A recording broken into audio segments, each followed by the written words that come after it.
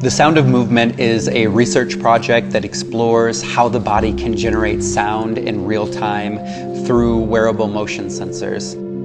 I've developed a software that takes data from motion sensors and converts it into these musical triggers. So as the dancer moves, it will trigger sounds in a sound kit that we developed together.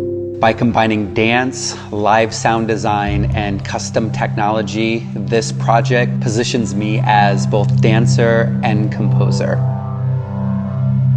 What I love about these systems is that it allows the dancer to move into the role of the composer. So it's this feedback loop, which is really empowering to the dancer. It gives them this sense of agency that they normally don't have. I get to shape sound in real time. Every breath, shift, and heartbeat becomes part of the score. The technology responds instantly, and the space between what I feel and what's heard collapses. Because this real-time feedback loop that's happening, when dancers use this system, they have really fast neural firing. They're creating these new neural pathways. So there was this moment during the performance that was unlike anything that I ever experienced before as a performer. I actually saw the sounds.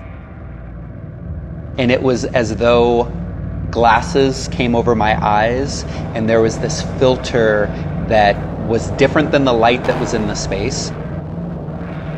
I've learned this term, synesthesia, the seeing of sound.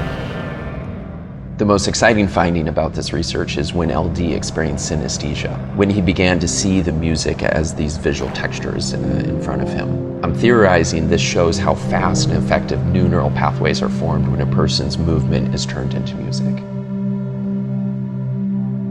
And so this was a really amazing experience for me, and it helped me to understand the transcendent nature of repetition and rhythm.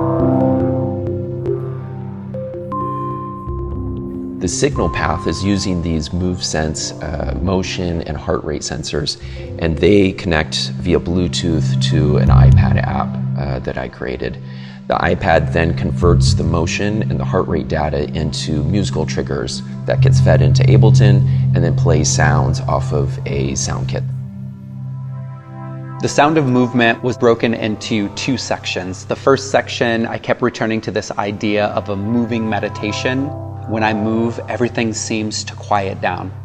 The rhythm takes over, and I find presence through motion. With this happening in real time, my meditation becomes something that's alive, and over time, the repetition creates transcendence. The sounds that we sourced are reminiscent of singing bowls.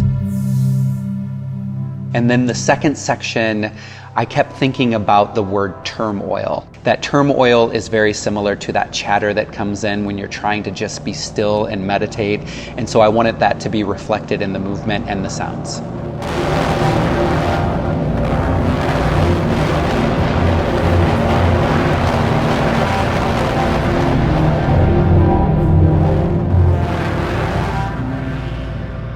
Because this system is something that is very empowering and fun, and the learning happens so quickly, we only did one rehearsal before the performance. And so what we ended up seeing was this emergent improv performance. I'm challenging audiences to witness dance in a slightly different way. In real time, seeing the response to the sound that's being created, seeing the reactions of the audience when a move is repeated, and then using that repetition to continue to sonically affect how I'm moving in the space. Movement and sound start to feel like one language that I'm communicating. LD and I were communicating in a really unique way where in my own state of meditation, I was paying absolute attention to his movement and hearing those triggers come into the system. And then I was communicating with him through what levels and textures and effects I was using the sound. So he could hear my decisions through the sound, and I was seeing his decisions through his movement.